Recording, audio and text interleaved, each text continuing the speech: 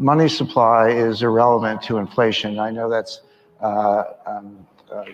sort of like an apostate view for the Austrians and monetarists in the audience, and I have a lot of respect for all the work that's been done in that field from Irving Fisher onward, but it's not the determining factor. The determining factor relating money supply to inflation is velocity, which is the turnover of money. That's a psychological phenomenon, behavioral phenomenon, which the Fed cannot control. The Fed can control M0. They can stick the landing. They can make that number whatever they want, and they have.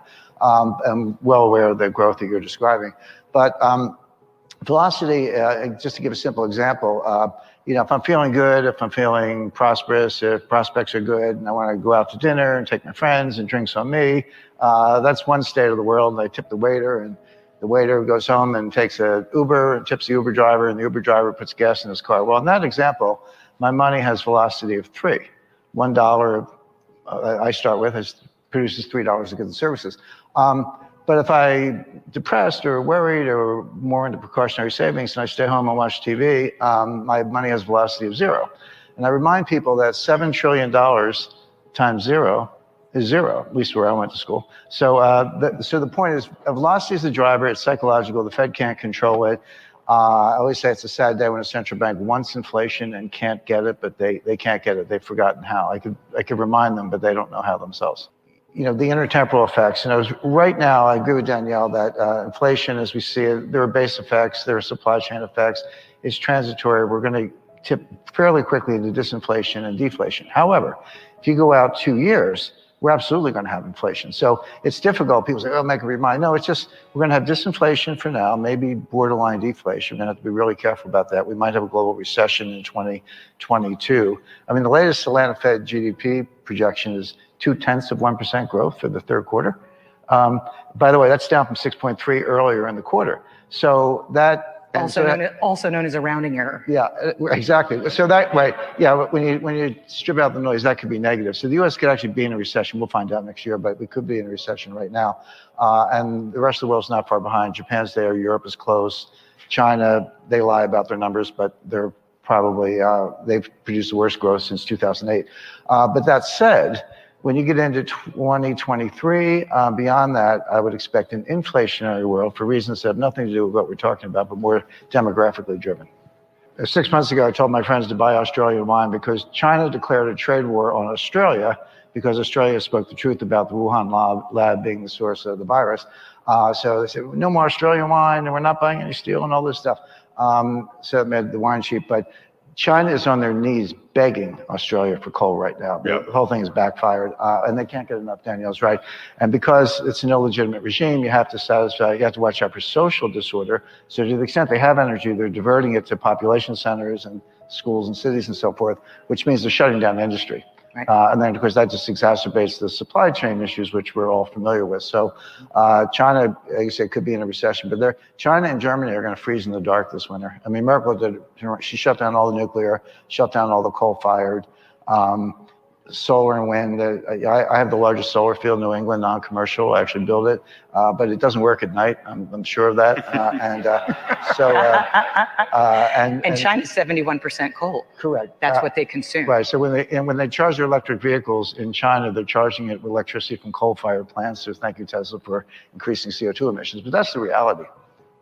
I find forecasting Fed policy is the easiest thing I've ever done because they can be relied upon to blunder every time. Like just figure out the worst thing to do at the worst time, and that's what they'll do. That's very true. But we're watching a movie we've seen before. So here's what's going to happen because here's what did happen. May 2013, Bernanke announces the taper. He didn't use the word, but he implied that.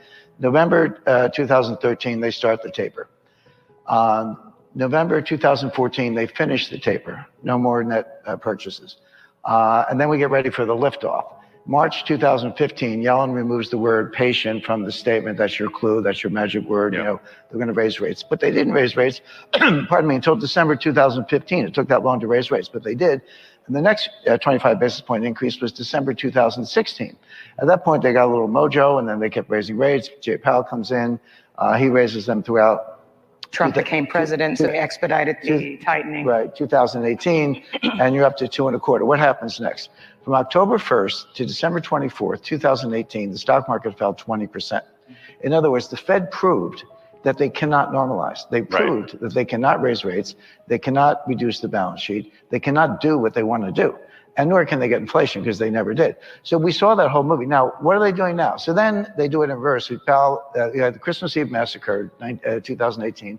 Then the week between Christmas and New Year's, Powell gives some kind of speech. Says, I guess we better stop raising rates. That signaled that. He said that he was wrong when he was a rookie about quantitative easing being a bad thing. Well, at least lawyers look at both sides of the issue. It's good. The only thing good about Jay Powell is he's not an economist. I consider PhD in economics to be a disability if you're actually trying to figure out what's going on in the economy. But so then 2019 comes along and Powell progressively lowers rates. And then the pandemic, he gets back down to zero. Okay, so then a year goes by. What are they going to do? We're going to taper. And they are. In November, they'll start the taper. They'll finish it by June of 2022. And then we'll get ready for the second liftoff. They're doing the same thing over again. And they already proved they can't do it. So as they proceed to do it, except one difference, the market saw what happened between 2013 and 2018. They watched the same movie the rest of us did. Yeah. So pardon me, they're anticipating the ending. They know how this ends. So the correction will start soon. Now, just to be clear, the S&P is in a huge bubble, an historic bubble. That does not mean go out and short the S&P. That's a good way to lose money. I analogize it to, there's an 18-wheeler coming down the road, 80 miles an hour. It's heading over a cliff. You see the cliff, you see the truck, and you jump out in front and say, hey, stop.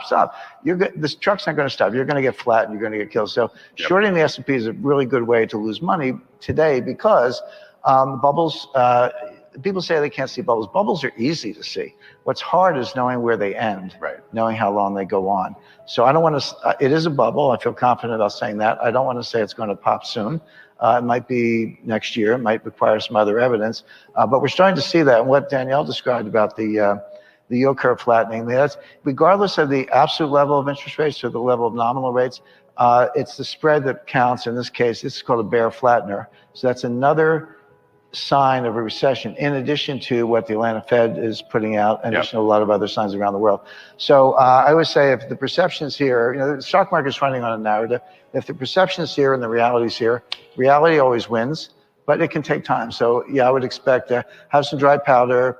But everything John said about cryptos is correct. I mean, I'm not a crypto advocate. But I don't own them and I don't recommend them. But I am a crypto student. I've been doing that for 10 years, going back to the original papers. I've been doing it for a very long time. I have some views that are probably the only one in the world. But having said that, if you like it, fine. In the 60s, there was a popular song called Shout, Shout, Knock Yourself Out. Sure, so if you want to go for it, knock yourself out. I think cash, like normal cash, has a role. People underestimate the embedded optionality. In other words, if you have cash and things fall apart, you can pivot. If you're in private equity, for example, good luck getting your money back from Henry Kravis. Right. Great firm, but they're not going to give you your money back. So people, they don't sell what they want, they sell what they can. But if you have cash, you're the person who can look around, you can pivot quickly, you can go shopping in the wreckage. So that basically it's not the money call on every asset class in the world. That's valuable, and people underestimate the value of the optionality, number one. Number two, it reduces the volatility of the rest of your portfolio. So if you have stock, gold, real estate, and so forth, you can sleep a little better at night. It's the opposite of leverage, in other words. So I recommend some cash, maybe a big slug, maybe 30%. Before we continue, help us clicking that YouTube like button and subscribe now to our channel. This shows the algorithm that you valued this information.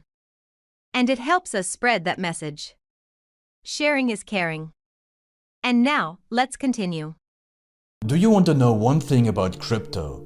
I made over 3,000% in profit in a few weeks. Fact is, the traditional financial system, the traditional money system makes you poor, not rich. If you want to earn $500,000, $1 million, you have to wait until you're 50, 60, 70 in the traditional financial system, and you probably will still be broke. And you will be old. This is not a sexy combination, as you can imagine. But the question is, how can you start in crypto and make these profits? Where to invest? Where to start? My name is Gunnar and I'm from Germany, as you can hear, and things are a little bit different in Germany. More about that later on. Fact is, there are lots of different cryptocurrencies. It's a gigantic universe where beginners and professionals get easily lost. But there is light at the end of the tunnel. There are 7 key steps you need to follow to become successful in this market. You have to know them, and if you fail one of them, it's literally impossible to succeed in this market. Just an example, one of the key points is your exchange, and one of the biggest are, for example, Binance and Coinbase.